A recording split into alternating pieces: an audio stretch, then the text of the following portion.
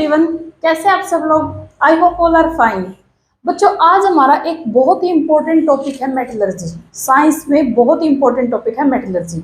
आज हम उसको करेंगे। यहाँ से आपके दो क्वेश्चन बनते हैं, ठीक है। यहाँ से हर बार मतलब दो क्वेश्चन आते हैं ऑन एन एवरेज, ठीक है। अब देखो मेटलर्जी क्या होता है। Metallurgy, metal extract from some minerals. कुछ मिनरल से मेटल को निकालना, कुछ मिनरल से मेटल को निकालना। अब देखो बच्चों, हम हर एक मिनरल से मेटल को नहीं निकाल सकते। हर मिनरल से मेटल को नहीं निकाला जाता। क्यों? क्योंकि उसके अंदर कुछ बहुत सारी प्रोसेस होती है। कई बार इतना कॉस्टली हमें पड़ जाता है कि हम नहीं कर पाते, ठीक है। लेकिन कुछ एक मिनरल्स ऐसे होते हैं जहां से हम मेटल को इजीली निकाल सकते हैं। उन सब मिनरल्स को ही हम क्या बोलते हैं बच्चों? ओर्स बोलते हैं। उन कुछ ही मिनरल्स को ही क्या बोलते हैं? ओर्स बोलते हैं, जहां से हम मेटल को निकालते हैं। अब देखो, जो ये हमें मिनरल्स है ना बच्चों, ये कहाँ पर मिलते हैं? मिनरल्स हमें अर्थ की क्रस्ट पे मिलते हैं। मिनरल्स हमें कहाँ मिलते हैं? अर्थ की क्रस्ट पे, ठीक है। वहां से हम क्या करते हैं? वहां से हम जो ओर की फॉर्म में होते हैं, वहां से हम मेटल को एक्सट्रैक्ट करते हैं, ठीक है। अब देखो बच्चों, मिनरल्स की definition, compound which contain metal, जो कंपाउंड मेटल को कंटेन करता है विद इम्प्योरिटी, और साथ में इम्प्योरिटी को कंटेन करता है। जैसे कि सैंड, स्टोन, रॉक्स, ये इसके अंदर क्या है? इम्प्योरिटी है। सैंड हो गया, स्टोन हो गया और रॉक्स हो गया, ये क्या है? इसके अंदर इम्प्योरिटी है, ठीक है। अब बच्चों, जो मिनरल्स हैं उसको निकालना, मतलब निकालने के लिए हमें क्या चीज देखनी पड़ती है? मिनरल्स को निकालने के लिए हमें दो चीजें देखनी पड़ती है बच्चों। पहली चीज कि वो बहुत ही चीपली हो, मतलब सस्ता हो। मिनरल्स को निकालना इतना महंगा ना हो कि हमसे निकाला ही ना जाए या फिर अपने देश की अर्थव्यवस्था को खराब करे। मतलब मिनरल्स को निकालना चीपली होना चाहिए, सस्ता होना चाहिए, ठीक है। और सेकंड क्या है? इजीली होना चाहिए, कि वो जो प्रोसेस है वो थोड़ी जल्दी होनी चाहिए मिनरल्स को निकालने की। ये नहीं कि उसी के अंदर इतना टाइम लग जाए, वो भी नहीं होना चाहिए। इजीली भी होना चाहिए और चीपली भी होना चाहिए, ठीक है। तो मिनरल्स को हम निकालते हैं इजीली और चीपली, और इसी को हम ओर्स बोलते हैं। जिन मिनरल्स से हम मेटल को निकालते हैं उनको क्या बोलते हैं बच्चों? ओर बोलते हैं, ठीक है। अब देखो बच्चों, मिनरल्स को निकालने के है ना, सॉरी, मेटल को निकालना, मेटल को निकालने के 5 स्टेप होते हैं। मेटल को निकालने के 5 स्टेप होते हैं, ठीक है। मेटल्स को निकालने के हमारे पास कितने स्टेप होते हैं? 5 स्टेप होते हैं। 1 बाय 1 हम एक एक को पढ़ेंगे अच्छे से, और इसी में से आपके क्वेश्चन बनते हैं। पहला स्टेप है क्रशिंग ऑफ ओर, ठीक है। सेकंड स्टेप क्या है? कंसंट्रेशन ऑफ ओर की कंसंट्रेशन। थर्ड क्या? कन्वर्जन ऑफ ओर, जो ये ओर निकाला इसको मेटल ऑक्साइड में कन्वर्जन करना, ठीक है। क्यों करना? क्योंकि मेटल ऑक्साइड से हम मेटल को जल्दी निकाल पाते हैं। और फोर्थ क्या? Reduction of metal oxide. Metal oxide है उसका रिडक्शन कर देना, मतलब उसमें से ऑक्सीजन को हटा देना। और फिफ्थ है रिफाइनिंग। फिफ्थ है बच्चों रिफाइनिंग। हम इनको 1 बाय 1 अच्छे से पढ़ेंगे, ठीक है। सबसे पहले है क्रशिंग ऑफ ओर, या फिर ग्राइंडिंग। इसमें कुछ भी नहीं है, और लिया, और की कोई चट्टान थी जो था उसको क्रश कर दिया, मतलब उसके टुकड़े कर दिए, उसको छोटे छोटे टुकड़ों में तोड़ लिया, ठीक है। उसको मतलब क्रश कर लिया, उसको तोड़ लिया। अब इसमें और कुछ नहीं है, क्रशिंग ऑफ ओर में ओर को तोड़ लिया, बस इतना ही है इसमें। सेकंड देखो बच्चों, कंसंट्रेशन ऑफ दी ओर की कंसंट्रेशन। इसमें मेथड है जिसे हमें मेटल को निकालेंगे, इम्प्योरिटी से अलग करेंगे, ठीक है। इसमें पहला मेथड है gravity separation and hydraulic separation.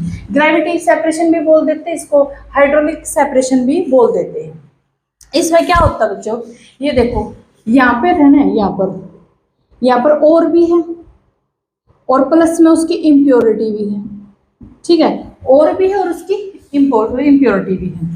ये वाटर है, और वाटर ने बहुत तेजी से यहाँ पे फ्लो करना है, ठीक है। और यहाँ पे इसके अंदर ग्रुप्स बने होते हैं, मतलब गड्ढे से बने होते हैं, गड्ढे, ठीक है। यहाँ पर जो और इम्प्योरिटी, इनके अंदर जो वेट है, डेंसिटी है, उसका बहुत ज़्यादा वो होना चाहिए, मतलब बहुत ज़्यादा इम्प्योरिटी उसके डिफरेंट होनी चाहिए, मतलब एक ज़्यादा हैवी होना चाहिए और एक थोड़ा लाइट होना चाहिए, ठीक है। मतलब डेंसिटी का यहाँ पे बहुत ज़्यादा फर्क होना चाहिए। अब देखो, ये और था, इम्प्योरिटी थी, यहाँ से वाटर ने फ्लो किया, तो यहाँ पर जो भारी चीज थी, मतलब भारी हमारे पास और था, उसने वो और कहाँ पे? इन गड्ढों के अंदर क्या आ गया? और आ गया, ठीक है। गड्ढों के अंदर क्या आ गया, और आ गया, और इम्प्योरिटी नीचे बहती बहती कहाँ पे आ गई, यहाँ पे आ गई। ठीक है, डेंसिटी का फर्क होना चाहिए दोनों में। ऊपर से पानी आया और जो भारी चीज थी वो गड्ढों में बैठ गई, और जो हल्की चीज थी वो पानी के साथ बह गई। तो इसको क्या बोलते हैं, ग्रेविटी सेपरेशन। इसको क्या बोलते हैं बच्चों, ग्रेविटी सेपरेशन। इसमें ore and impurity should be different density, उन दोनों की डेंसिटी क्या होनी चाहिए, डिफरेंट होनी चाहिए। देखो बच्चों, कंसंट्रेशन ऑफ ओर में सेकंड मेथड हमारे पास मैग्नेटिक सेपरेशन। ठीक है, मैग्नेटिक सेपरेशन यानी कि हम मैग्नेट से उसको क्या करेंगे, ओर को सेपरेट कर लेंगे। ठीक है, मैग्नेट से ओर को सेपरेशन कर लेंगे। इसके अंदर कंडीशन क्या है, जो हमारा ओर है उसके पास कोई ऐसी चीज होनी चाहिए, मतलब ओर है वो, जैसे अब ओर के पास आयरन है, ठीक है, हमें पता है आयरन मैग्नेट से जाकर चिपक जाता है, तो हम उसको आसानी से सेपरेट कर सकते हैं। तो यहाँ पर देखो एक बेल्ट थी, यहाँ पे ये वाली एक बेल्ट है जो इस साइड ऐसे से रोटेट हो रही, घूम रही है। ठीक है, और यहाँ पे और इम्प्योरिटी ऊपर से आ रही है। ठीक है, यहाँ से हमने और इम्प्योरिटी को इस बेल्ट के ऊपर डाल दिया। ये बेल्ट ऐसे ऐसे घूमती घूमती यहाँ तक, देखो बच्चों यहाँ तक मैग्नेट है, यहाँ से लेकर और यहाँ पर, यहाँ तक क्या है, मैग्नेट। ठीक है, तो और के अंदर क्या था, आयरन, आयरन था जो मैग्नेट से क्या हुआ, अट्रैक्ट हुआ, यहाँ तक दोनों आई, और भी था यहाँ पर और इम्प्योरिटी भी थी। ठीक है, क्योंकि ये बेल्ट यहाँ से क्या हो गया शुरू, मैग्नेट शुरू हो गई, मैग्नेट शुरू होते होते इम्प्योरिटी है वो तो मैग्नेट से अट्रैक्ट नहीं होगी, इम्प्योरिटी तो सीधे यहाँ से कहाँ गिरेगी, यहाँ पर गिर जाएगी। जैसे ये बेल्ट घूमेगी ना, देखो ये बेल्ट ऐसे ऐसे घूम रही थी, ऊपर से और इम्प्योरिटी आ रही थी, ऐसे ऐसे घूमती रही, जो मैग्नेट से अट्रैक्ट हो तो वो तो मैग्नेट के साथ साथ ऐसे जाएगी, और यहाँ तक मैग्नेट है तो यहाँ तक मैग्नेट, जैसे ही मैग्नेट खत्म हुई तो सीधी गिर जाएगी, और वो कहाँ से, वो जहां पर, यहीं से कहाँ पे गिर जाएगी, नीचे गिर जाएगी, क्योंकि मैग्नेट से इम्प्योरिटी अट्रैक्ट नहीं होगी। तो ये क्या है, और इम्प्योरिटी है, ऐसे हम इनको क्या कर सकते हैं, सेपरेट कर सकते हैं। ऐसे हम इनको क्या कर सकते हैं बच्चों, सेपरेट कर सकते हैं। ठीक है, मैग्नेटिक सेपरेशन, उसके अंदर आयरन था जो मैग्नेट से अट्रैक्ट हुआ, इसमें इम्प्योरिटी और गिरे, और यहाँ से इस साइड से कौन गिर गया, और इस साइड कौन गिर गया, इम्प्योरिटी। हम इनको अलग अलग कर सकते हैं इस प्रोसेस से। ठीक है, सेकंड प्रोसेस हमारे पास फ्रोथ फ्लोटेशन। फ्रोथ फ्लोटेशन, इसके अंदर क्या होता है बच्चों, इसके अंदर क्या लिया हमने, जैसे एक टैंक लिया, उसमें क्या था, ऑयल था और वाटर था। एक टैंक के अंदर ऑयल और वाटर दोनों प्रेजेंट थे। ठीक है, अब हमें, हमारे पास जो है ना और इम्प्योरिटी, वो ऐसी होनी चाहिए जो एक तो हाइड्रोफिलिक हो और एक हाइड्रोफोबिक हो, मतलब एक तो वाटर से प्यार करे और एक ऑयल से प्यार करे। ठीक है, वाटर से हेट करे, हाइड्रोफोबिक का मतलब वाटर हेटर, यानी कि ऑयल से प्यार करे। तो हमने क्या लिया, जो इम्प्योरिटी थी हमारी वो की हाइड्रोफिलिक, जो वाटर से बहुत प्यार करती, जो वाटर के साथ चिपके, और जो और थी हमारे पास वो थी हाइड्रोफोबिक, मतलब जो ऑयल से चिपक जाए, वाटर से हेट करे। ठीक है, अब यहाँ पे था ऑयल एंड वाटर। ठीक है, ऑयल एंड वाटर, इसलिए हमने क्या डाल दिया, इम्प्योरिटी को डाल दिया, इम्प्योरिटी डाल दी हमने। अब जैसे देखो, हम जैसे दूध, जो हमारा दही होता है, दही को ऐसे करते हैं घी निकालने के लिए, घी निकालने के लिए करते, तो ऊपर हमारा क्या आ जाता है, मक्खन आ जाता है, और नीचे क्या बच जाता है, वाटर, या फिर लस्सी बोल दो, वाटर बोल दो, एक ही बात है। नीचे हमारी लस्सी बच जाती है और ऊपर हमारा ऑयल आ जाता है। तो हम इसको ऐसे घुमाएंगे ना, जब हम इसको ऐसे घुमाएंगे तो ऊपर हमारा क्या आ जाएगा, ऑयल आ जाएगा, और जो इस फॉर्म में होगा, फ्रोथ की फॉर्म में होगा। ठीक है, ऑयल आ जाएगा, और ऑयल से बच्चों हमारे कौन चिपकेगा, और चिपकेगा, क्योंकि ये हाइड्रोफोबिक है। ऑयल से कौन चिपकेगा, और चिपकेगा, हाइड्रोफोबिक है। ठीक है, तो ऊपर हमारा क्या आ जाएगा, oil plus oil plus ores आ जाएगा जो हाइड्रोफोबिक है, और नीचे वाटर के साथ कौन चिपकेगा, इम्प्योरिटी, क्योंकि वो क्या है, हाइड्रोफिलिक है, वो वाटर से चिपक के रहेगी, वो नीचे रह जाएगी, और हमारा और क्या आ जाएगा, ऊपर आ जाएगा। इसलिए हम इसको और को यहाँ से अलग कर सकते हैं। तो ये जो प्रोसेस है बच्चों, सल्फाइड ओर के लिए है, ये जो प्रोसेस है ये सल्फाइड ओर के लिए है। ठीक है, यहाँ से आपसे पूछा जाता है ये प्रोसेस किसके लिए, सल्फाइड ओर के लिए, जो मतलब सल्फर वाले ओर के लिए। ठीक है, अब देखो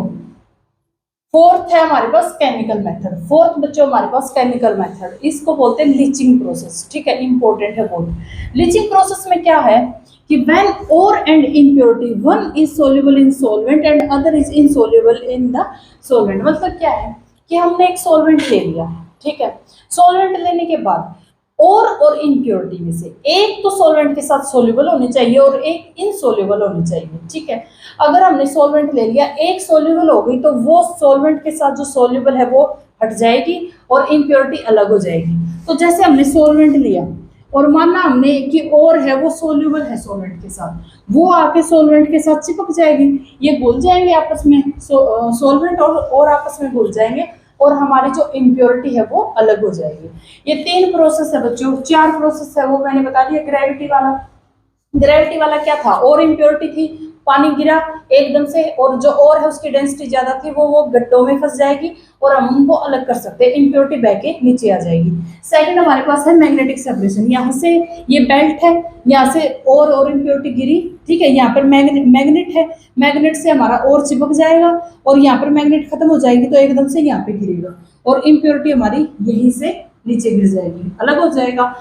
फ्लोटेशन में क्या है, यहाँ पे ऑयल एंड वाटर लिया और हमारा और इम्प्योरिटी कैसी होनी चाहिए, जो एक हाइड्रोफिलिक और एक हाइड्रोफोबिक। ऑयल के साथ हमारा और चिपक जाएगा और वाटर के साथ हमारी क्या चिपक जाएगी, इम्प्योरिटी, ठीक है। ये सल्फाइड और के लिए ज्यादा बेस्ट है मेथड। अब है chemical method, leaching process. Leaching process में क्या है, सॉल्वेंट लिया और जो इम्प्योरिटी है उसके अंदर एक तो सॉल्वेंट के साथ मतलब घुलनी चाहिए और दूसरा नहीं घुलनी चाहिए, तो सॉल्वेंट के साथ हमारी जो और है वो घुल जाएगा, सोल्यूबल है, और इम्प्योरिटी हमारी क्या है, इनसोल्यूबल, तो हम उनको सेपरेट कर सकते हैं, ठीक है। देखो बच्चों, अब हमारे पास जो थर्ड है वो है कन्वर्जन ऑफ ओर। थर्ड है हमारे पास कन्वर्जन ऑफ ओर। हमें ओर को, जो हमें ओर मिला है उसको कन्वर्ट करना, उसको चेंज करना है मेटल के ऑक्साइड में। मेटल के ऑक्साइड में चेंज क्यों करेंगे, क्योंकि मेटल के ऑक्साइड में क्यों चेंज करेंगे, क्योंकि मेटल के ऑक्साइड से मेटल को निकालना बहुत आसान होता है, मेटल के ऑक्साइड से मेटल को निकालना बहुत ही इजी होता है, इसलिए हम उसको मेटल के ऑक्साइड में कन्वर्ट कर देंगे, ठीक है। अब देखो इसकी 2 प्रोसेस है बच्चों, इसकी 2 प्रोसेस है, पहली है रोस्टिंग और दूसरी है कैल्सिनेशन। फर्स्ट है रोस्टिंग और दूसरी कैल्सिनेशन, बहुत इंपॉर्टेंट आपके एग्जाम में आती है। अब देखो रोस्टिंग में एस आता है ना, रोस्टिंग में एस आता है, एस, तो इसका मतलब ये सल्फाइड ओर को मेटल ऑक्साइड में चेंज करेगा, ठीक है, सल्फाइड के ओर को मेटल ऑक्साइड में चेंज करेगा। कैल्सिनेशन, ये तो सीधा याद रह जाएगा, कार्बोनेट ओर। कैल्सिनेशन में क्या है, कार्बोनेट ओर को मेटल ऑक्साइड में चेंज करेगा। देखो दोनों मेटल ऑक्साइड में चेंज कर रहे हैं, इसको याद रखना आपको, दोनों ही मेटल ऑक्साइड को चेंज कर रहे हैं। रोस्टिंग में क्या है, एस है, सल्फाइड ओर को मेटल ऑक्साइड में चेंज करेगा, ये क्या करेगा, कार्बोनेट ओर को मेटल ऑक्साइड में चेंज करेगा, ठीक है। अब देखो सल्फाइड ओर है, ZnS है जैसे, ठीक है, क्या इसको मेटल ऑक्साइड में चेंज करने के लिए ऑक्सीजन की जरूरत पड़ेगी, बिल्कुल।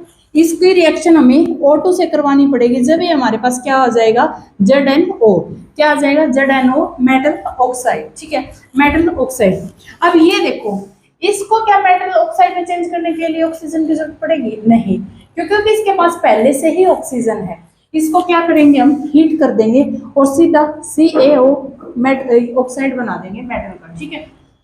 तो यहाँ पे इसको हीट करेंगे in the presence of oxygen और इसको हीट करेंगे इन अब्सेंस ऑफ ऑक्सीजन। इसको ऑक्सीजन की जरूरत नहीं है, इसको ऑक्सीजन की जरूरत है, ठीक है। तो ये याद रखना आपको, रोस्टिंग है, कैल्सिनेशन है, एस है, सल्फाइड ओर को मेटल ऑक्साइड में, कैल्सिनेशन कार्बोनेट ओर को किसमें, मेटल ऑक्साइड में। दोनों प्रोसेस बहुत इंपॉर्टेंट है, याद रखने, बस याद रखने की चीज है यहाँ पे, ठीक है। अब थर्ड है reduction of metal oxide. Metal oxide तो हमने कर लिया, यहाँ पे हमें मेटल ऑक्साइड मिल जाएगी, ठीक है। अब उसका रिडक्शन भी तो करेंगे, उसको ऑक्साइड को भी तो हटाएंगे, ऑक्सीजन को तो निकालेंगे मेटल को लेने के लिए। तो यहाँ पे क्या किया, जैसे CuO है, ठीक है, CuO, इसको रिडक्शन करेंगे, इसका रिडक्शन करेंगे, ठीक है। इसका रिडक्शन किसके साथ करेंगे, कोक के साथ, कार्बन मोनोऑक्साइड के साथ H2, क्योंकि ये बहुत स्ट्रॉन्ग रिड्यूसिंग एजेंट है, बहुत स्ट्रॉन्ग रिड्यूसिंग एजेंट है, ठीक है। कॉपर का रिडक्शन करेंगे, कार्बन कोक बोलते हैं इसको, C को, कोक के साथ और किसके साथ, CO के साथ और H2 के साथ, ठीक है, कार्बन मोनोऑक्साइड के साथ H2 के साथ। यहाँ पे हमें क्या मिल जाएगी, Cu मेटल मिल जाएगी, मेटल, ठीक है। यहाँ पे हमें क्या मिल जाएगी, मेटल। बट यहाँ भी कुछ प्रॉब्लम है, क्या प्रॉब्लम बच्चों, दो प्रॉब्लम, एक तो प्रॉब्लम ये है कि अभी तो ये मेटल है, ठीक है, अभी ये 99.9% प्योरीफाई नहीं है, मिल गई, ठीक है, एक रिफाइनिंग प्रोसेस से हम इसको 99% कर लेंगे। दूसरी प्रॉब्लम ये है कि ये जो है ना, जो ये कोक के साथ, कार्बन मोनोऑक्साइड के साथ, H2 के साथ या NH3 के साथ भी हम करेंगे, ये चारों रिड्यूसिंग एजेंट के साथ सारी की सारी जो मेटल ऑक्साइड है वो रिएक्शन नहीं करती। यहाँ पे सिर्फ ये कॉपर और लेड और आयरन, ये तीन ही ऐसी है जो यहाँ पे रिएक्शन करेगी, ये तीन ही ऐसी है जो यहाँ पे रिएक्शन करेगी, बाकी सारी इनके साथ रिएक्शन नहीं करती, वो हमें पढ़नी पड़ेगी। हाँ, अब देखो बच्चों, अब हमारा मोस्ट इंपॉर्टेंट पार्ट स्टार्ट हुआ है यहाँ से, जो एग्जाम में क्वेश्चन आते हैं वो देखो, वो मैंने बता दिया, आयरन है, लेड है, कॉपर है, वो कार्बन के साथ, कोक के साथ, मतलब H2 के साथ, कार्बन मोनोऑक्साइड के साथ और NH3 के साथ क्या करते हैं, जो उसको मेटल ऑक्साइड को मेटल में कन्वर्ट हो जाते हैं, ठीक है, मेटल ऑक्साइड उनके मेटल में कन्वर्ट हो जाते हैं।